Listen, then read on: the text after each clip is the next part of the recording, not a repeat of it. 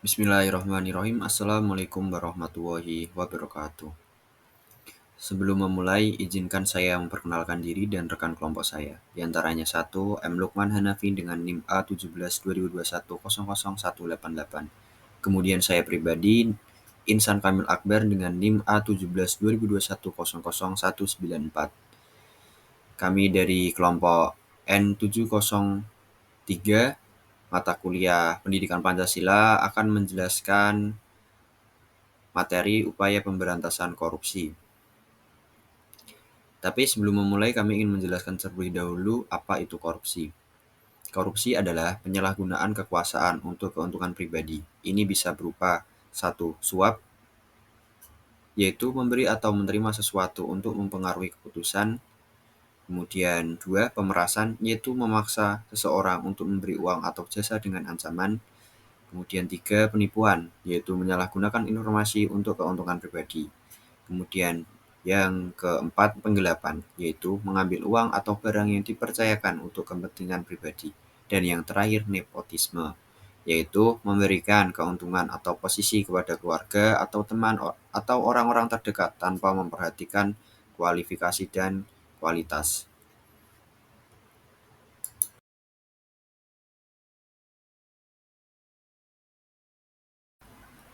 Selanjutnya saya akan menjelaskan tentang dampak korupsi. Ada 3 aspek yang berdampak dari korupsi, yaitu ekonomi, sosial, dan politik. Yang pertama, ekonomi, yaitu 1. Mengurangi investasi asing sehingga meningkatkan biaya bisnis karena adanya suap dan pungutan liar, dan memperlambat pertumbuhan ekonomi karena dana yang seharusnya digunakan untuk pembangunan dialihkan untuk kepentingan pribadi. Adapun dari segi sosial, yaitu mengurangi kualitas layanan publik seperti pendidikan dan kesehatan, dan menimbulkan ketidakadilan dan ketidaksetaraan sosial, sehingga menurunkan kepercayaan masyarakat terhadap pemerintah dan institusi publik. Adapun dari segi politik, yaitu melemahkan institusi demokrasi, dan hukum, dan meningkatkan budaya impunitas di mana pelaku korupsi merasa tidak akan dihukum, sehingga menurunkan partisipasi politik karena masyarakat kehilangan kepercayaan terhadap proses politik. Selanjutnya saya ingin menjelaskan tentang cara memberantas korupsi. Dari cara memberantas korupsi telah kami klasifikasi menjadi 3, yaitu pencegahan, penindakan, dan partisipasi. Adapun pencegahan itu sendiri kami bagi menjadi edukasi, transparansi, dan aturan keras. Adapun yang pertama, edukasi, yaitu menyertakan materi anti korupsi dalam kurikulum sekolah. Kemudian yang kedua, mengadakan kampanye kesadaran korupsi di masyarakat melalui seminar, workshop, dan media sosial. Selanjutnya, transparansi.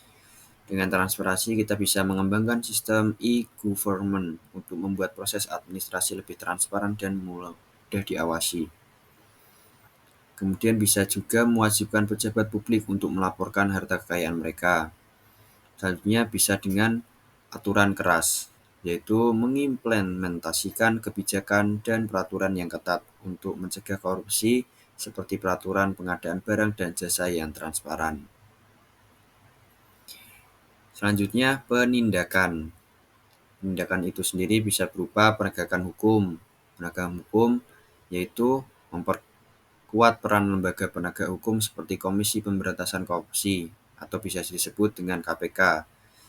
Bisa juga kepolisian dan kejaksaan.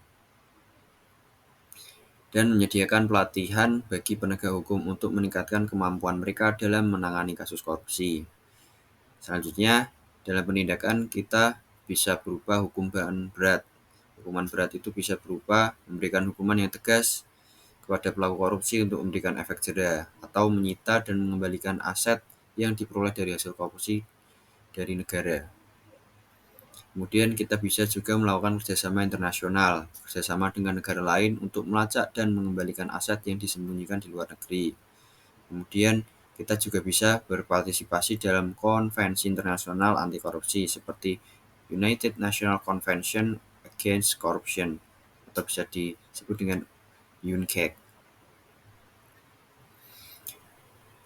Dan yang terakhir, partisipasi masyarakat.